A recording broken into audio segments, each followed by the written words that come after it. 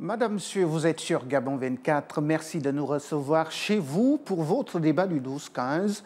Alors que le terrain politique cristallise les débats à travers la campagne électorale qui bat son plein, l'insécurité grandissante semble détourner cette attention. Les bandits écument les rues et les quartiers, les gangs s'affrontent aux armes blanches, les arnaqueurs et autres criminels transforment la toile en véritable piège ouvert sur le monde. Autant de formes que prend désormais l'insécurité dans la société gabonaise. Pour mieux exposer ce phénomène dans sa pluralité, je reçois ici sur ce plateau Madame Christelle Ntsam Mikoma, psychologue, j'y arrive, et psychothérapeute, et le général de division à la retraite Victor Munanga. Bonjour à vous, Madame et Monsieur. Bonjour à vous. Alors, merci déjà d'avoir accepté l'invitation de Gabon 24. Le plaisir est pour nous de pouvoir partager ce plateau avec vous, bien évidemment, et pouvoir édifier également les téléspectateurs qui sont les vôtres. Alors, Madame Ntsam, lorsqu'on parle des insécurités, ça veut dire qu'on va parler de l'insécurité dans sa pluralité. Quelles sont les différentes formes d'insécurité? Alors déjà, il faut noter avec le titre que vous avez décidé de me présenter en tant que psy, il faut comprendre que l'insécurité va d'abord de soi. On a cette insécurité personnelle qui justement fait en sorte qu'on a un souci de confiance en soi. Et cette confiance en soi, effectivement, va permettre effectivement qu'il puisse avoir ce dont on appelle l'insécurité émotionnelle, l'insécurité relationnelle, l'insécurité sociale, l'insécurité, pourquoi pas, physique. Donc, toutes ces insécurités, j'y arrive, sont effectivement variables en fonction des individus. D'où l'importance comme ça de pouvoir spécifier l'insécurité pour effectivement mettre en valeur ce que c'est en fait ce qu'on entend par insécurité de manière personnelle. Alors, le général de division à la retraite Victor Munanga, vous pouvez d'abord compléter le tableau sur vos fonctions? Merci encore. Je suis bien le général de division Victor Munanga à Mateba, à la retraite. Je suis le promoteur de l'Office central de lutte anti-drogue. C'est moi qui ai lancé et structuré ce service. Affectueusement appelé l'OCLAD aujourd'hui. L'OCLAD. On doit cela à moi. C'est par humilité, c'est que je le dis. Mais l'OCLAD, c'est mon bébé. C'est donc un honneur de vous avoir sur ce plateau. Très bien. Évidemment. J'ai fini par être directeur général de cette structure parce qu'il fallait la conduire depuis la création jusqu'à l'épanouissement. Aujourd'hui, on retrouve les antennes OCLAD dans l'ensemble du territoire national que j'ai eu le privilège d'installer. En dehors de cela, j'étais chef d'état-major de police d'investigation judiciaire, autrement appelé PJ. J'ai fini par être le conseiller police du ministre de l'Intérieur. Voilà l'essentiel de mes activités.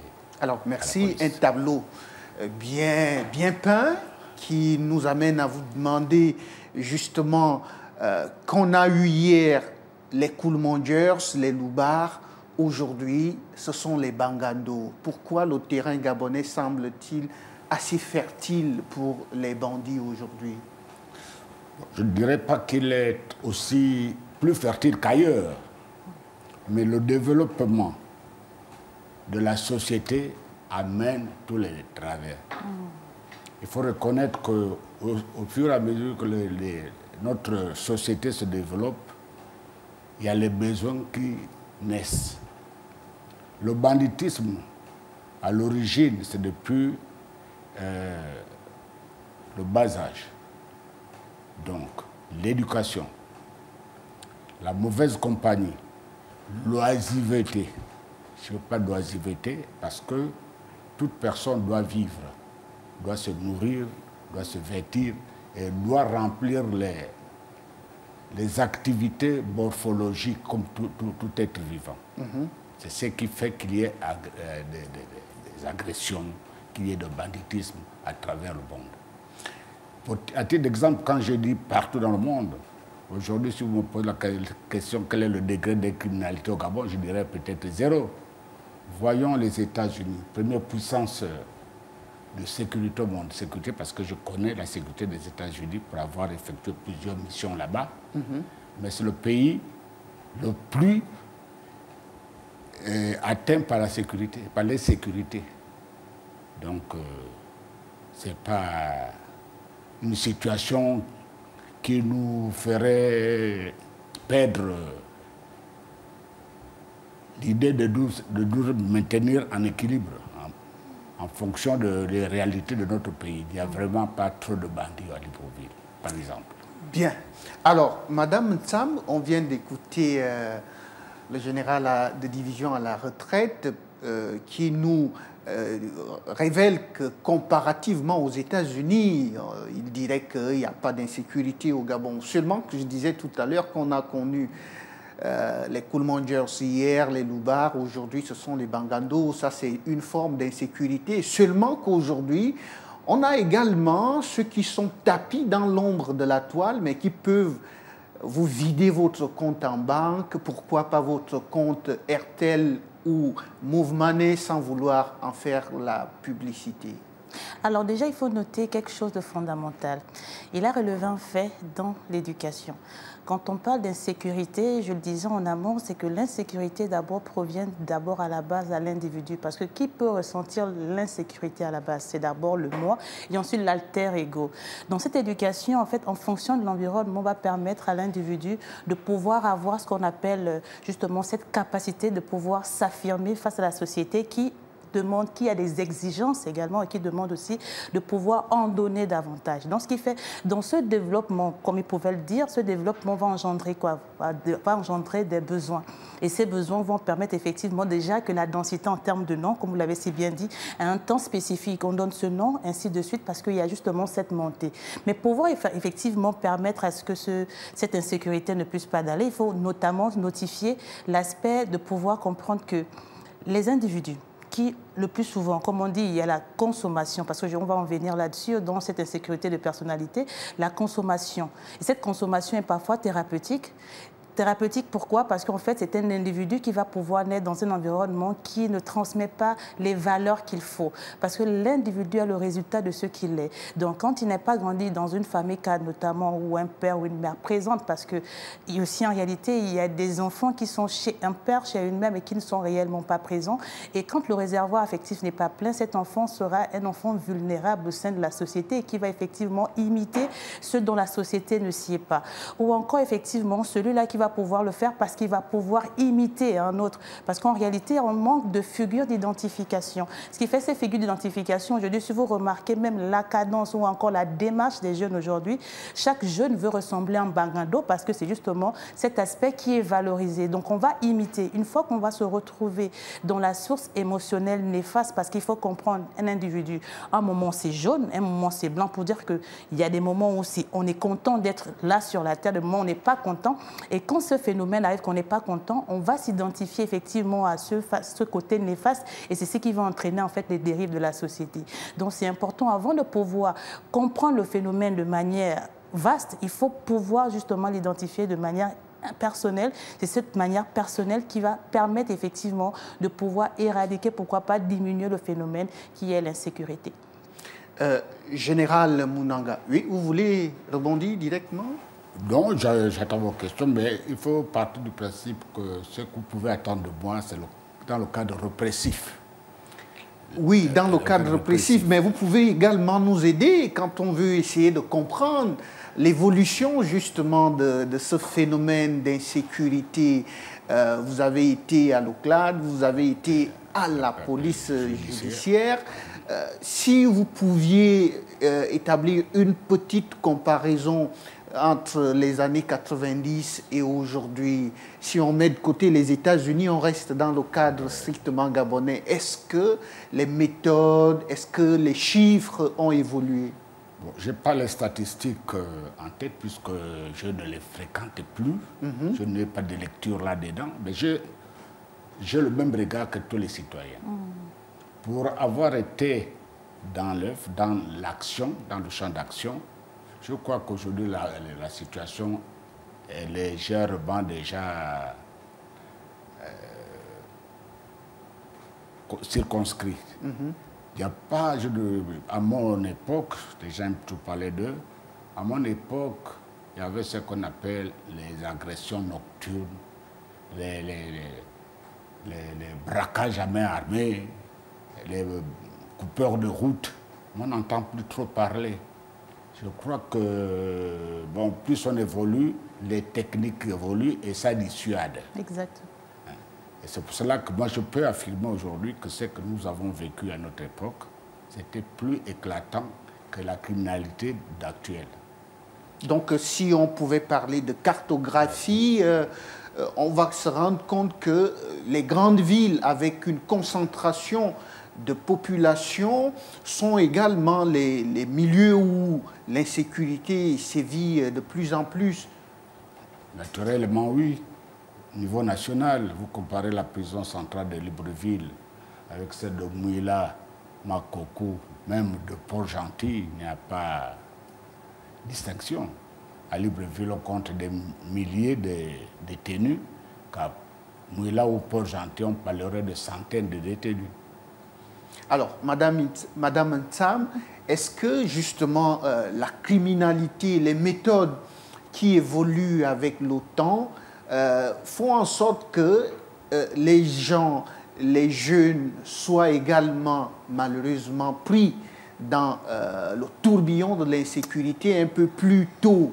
Eh bien oui, malheureusement. Pourquoi? Parce que le jeune, lui, il apprend par imitation. Le jeune, quand on parle du jeune, je fais allusion d'abord à la base à un enfant. Un enfant va évoluer parce qu'il va imiter ce qu'un autre va pouvoir faire. Alors, on va prendre un exemple, justement. C'est un enfant qui va évoluer dans une famille monoparentale, par exemple, qui, en fait, le père n'est quasiment pas présent. Pourquoi? Parce que dès la conception, le père a dû partir ou la mère, c'est vice-versa. Donc, ce qui fait, en réalité, au niveau émotionnel, il y a déjà un dysfonctionnement. Or que, naturellement, il y a ce qu'on appelle en chacun de nous un réservoir affectif qui a besoin d'être rempli par le père et la mère. Ce qui fait, en fait, malheureusement, il souffre déjà d'un déséquilibre.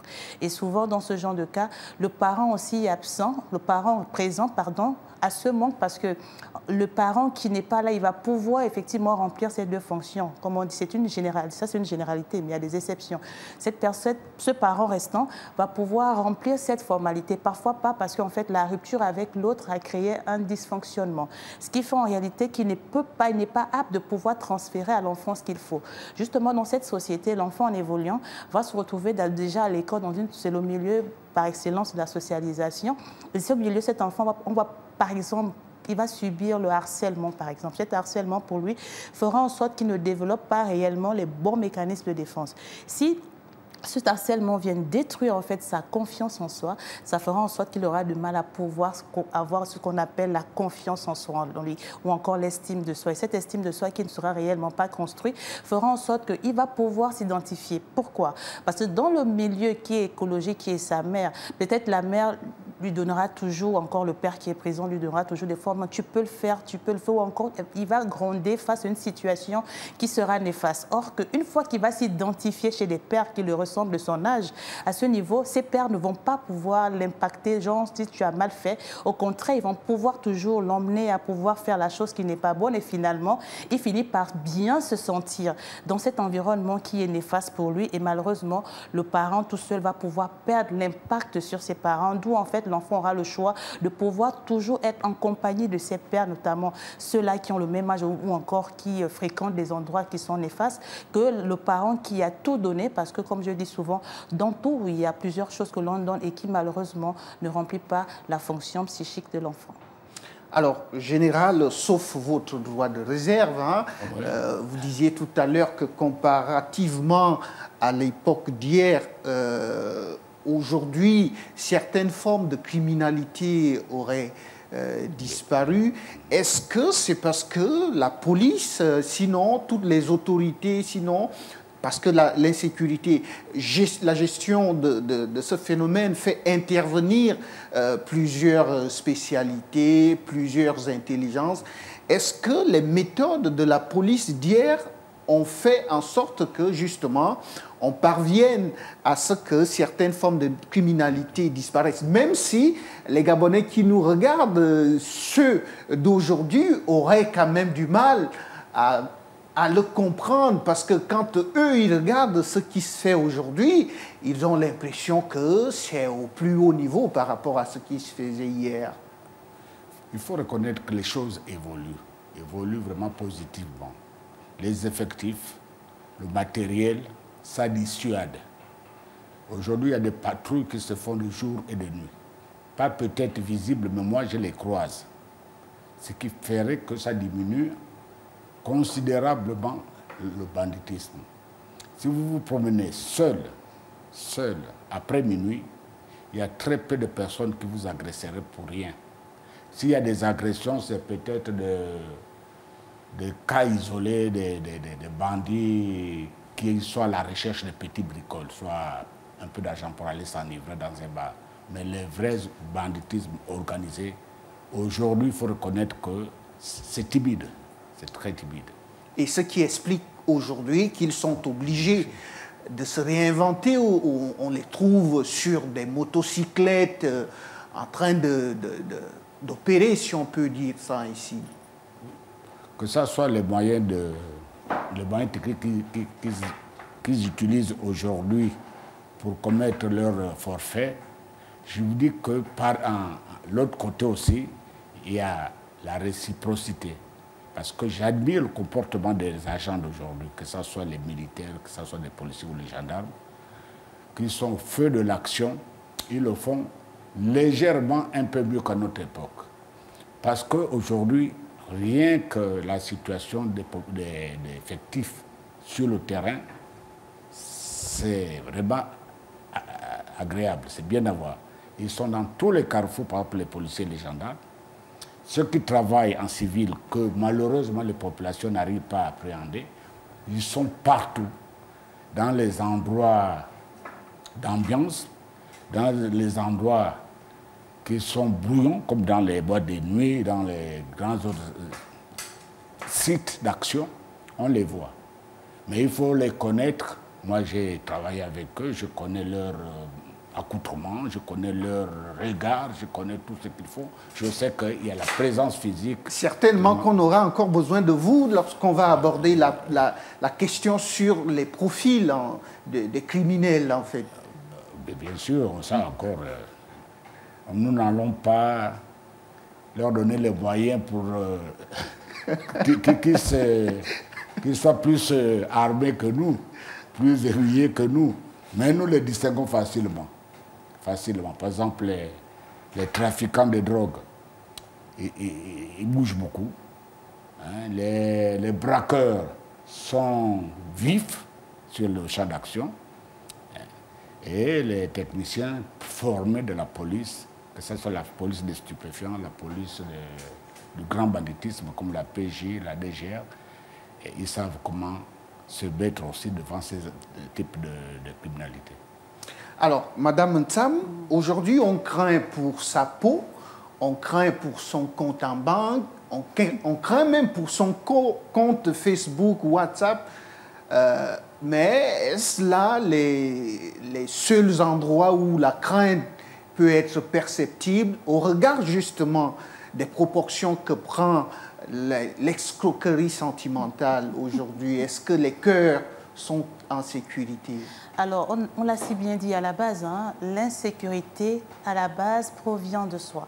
Par conséquent, le cœur, effectivement, peut subir, effectivement, cette insécurité, dans la mesure où, déjà, on est le résultat de ce que l'on pense. Donc, si on est le résultat de ce que l'on pense, si quelqu'un est vulnérable, le cœur, également, va être vulnérable. D'où l'importance, vraiment, comme ça, de pouvoir, effectivement, s'armer. Quand on parle de s'armer, c'est de pouvoir comprendre, en fait, ce que l'on veut. Parce qu'en réalité, ce que l'on veut est une question très fondamentale. Et là, ça fait allusion à la personnalité et à l'identité. Qui suis-je et qu'est-ce que les autres pensent de moi? Mais malheureusement, comme on pouvait le dire en amont, si quelqu'un n'a pas évolué dans un bon environnement, malheureusement, le cœur aura toujours cette difficulté. Alors, nous ne sommes pas sur les causes aujourd'hui, mais vous pouvez quand même nous aider, vous qui êtes psychothérapeute et psychologue, à essayer de voyager justement au cœur de la société et pourquoi pas dans la tête du bandit pour essayer de comprendre comment il vit ça lui-même, qui est l'auteur des faits. Parce que très souvent, quand on les arrête, ils demandent pardon, je vais pas recommencer. Mais seul au général sur ce plateau, et vous d'ailleurs, vous êtes mieux placé pour savoir que il y a aussi le risque de la récidive. Alors très bien. Déjà, je veux en fait qu'on fasse cette nuance. L'insécurité n'est pas propre aux bandits. L'insécurité est propre à un être humain. Parce qu'on peut être là, nous-mêmes, dans l'insécurité, de ne pas être capable de pouvoir parler. On en parle en tant qu'auteur. Très bien. On les cite en tant qu'auteur. Très bien. Donc, ce qui fait en fait un bandit qui est effectivement pris en assaut et va demander pardon, c'est sur les faits. Parce qu'en fait, pour lui, pas qu'il estime, pour lui, à ce niveau-là, ce pardon va empêcher en fait qu'on puisse le corriger. Mais en réalité, le souci n'est pas en fait de le corriger, c'est de comment le corriger. Et le comment le corriger provient du pourquoi il a commencé. Et le plus souvent, les réprimandes sont souvent faites de manière globale. Or, en réalité, pour pouvoir corriger des personnes, pour permettre à ce que l'efficacité de la correction soit bien évidente, il faut effectivement rentrer dans l'histoire de l'individu, le pourquoi. Comment il s'est retrouvé là et en fonction de ça, on peut facilement, effectivement, permettre à ce que cet individu ne puisse pas récidiver. Alors, Général, vous dites que les méthodes de la police ont évolué dans le bon sens, mais vous êtes aussi un observateur de la vie en société. Et cette société, avec ses valeurs, avec ses principes, est-ce qu'elle est restée la même que celle d'hier? Est-ce qu'elle a aussi évoluer dans le bon ou le mauvais sens? Mais les sociétés évoluent. Toutes les sociétés continuent d'être demandeurs. Je souhaiterais être au maximum les mieux protégés. Mais la belle femme ne peut offrir que ce qu'elle a. Je connais les capacités opérationnelles que se dotent nos unités de terrain en ce moment. Mais comme je vous le dis, ils sont prompts à faire pour qu'ils soient aimés par les populations. Parce que par leur efficacité de terrain, par leur agissement sur le terrain, ne plus être la police ou la gendarmerie décriée il y a peu de temps. Et quand on les voit aujourd'hui, ce n'est pas parce que j'y ai été, j'ai encore de l'amour pour ce corps. Mais je vois par exemple ceux qui font de la circulation tout simplement, très peu raquettes. Très peu. Il y en a toujours des brebis galeuses. C'est pour expliquer qu'il y a aussi le souci de population de comprendre que ceux-là, ce sont nos parents, nos enfants, nos maris qui ont choisi ce métier. Ce n'est pas pour aller à l'encontre de la société, mais plutôt pour s'allier, s'arrimer aux techniques actuelles, aux besoins du moment. Vous êtes un général, quoiqu'à la retraite, mais vous le restez. Vous n'êtes pas l'avocat des policiers, mais vous dites la vérité. Mais bien sûr, je ne peux pas incriminer ceux qui ne font rien. Ils font bien leur travail, qu'est-ce que vous voulez? S'ils étaient à côté, comme quand j'étais sur le terrain, moi je sanctionnais mes collaborateurs. Quand ils ne font pas bien, je disais, vous ne faites pas bien, mais ceux qui faisaient bien, ils avaient les galons chaque année. Mais c'est ça Moi, je suis arrivé de général, c'est parce que j'estime que j'ai fait le travail qu'on m'a demandé de faire en son temps. Je n'ai compté que sur le travail. Alors, merci à vous, Général. Nous sommes pratiquement arrivés au terme de cette émission. On n'a pas beaucoup de temps, peut-être qu'avec votre profil, justement, nous serons forcés, nous, de vous faire revenir sur le plateau. C'est la même chose pour vous, Madame Ntsam. Vous êtes psychologue, vous êtes psychothérapeute.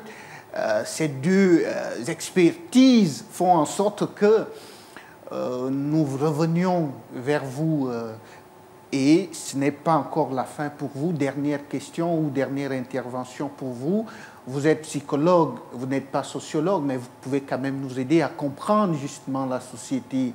Je l'ai demandé au général tout à l'heure, quand vous regardez la société d'aujourd'hui, qu'est-ce que vous pouvez dire? Parce que vous avez également mis une emphase sur la monoparentalité, et ce qui donne des chiffres assez intéressants lorsqu'on se rend du côté de la maison d'arrêt de Libreville. Exactement. La société, le plus quand on parle de société, on fait allusion à l'humain. Et l'humain a simplement besoin de considération. Et effectivement, quand certains ne reçoivent pas l'intensité ou encore le dosage qu'il faut, malheureusement, cet individu va pouvoir dévier. Et c'est clair que la société a des règles. Et des règles ont besoin de se faire connaître. Donc, du coup, c'est important, je dis bien important, que la société puisse être sensibilisée au débat, effectivement, de cette facilité de pouvoir décider, par exemple, de l'arrêt d'une relation, parce que ça aussi, ce sont des facteurs qui impactent beaucoup les enfants qui décident de venir, par exemple, d'une union qu'on n'a pas décidé de pouvoir avoir. Merci à vous, Madame Christelle Ntam. Vous refermez ce débat en mettant une emphase sur la dose d'attention nécessaire qui doit être produite pour la société. Et ce n'est pas ce qui manquerait du côté de mon général, qui en a suffisamment pour les forces de police nationale. Beaucoup d'affection, beaucoup d'amour. Oui, je dois ce que je suis aujourd'hui à la police nationale. Merci d'être venu sur le plateau de Gabon 24. Merci aussi à vous de m'avoir invité, de m'avoir accordé cette confiance. Merci. À vous aussi, madame, monsieur. C'est la fin de ce débat du 12-15 qui, aujourd'hui, était axé sur les différents visages et les différentes formes que prend l'insécurité dans la société gabonaise. À très bientôt.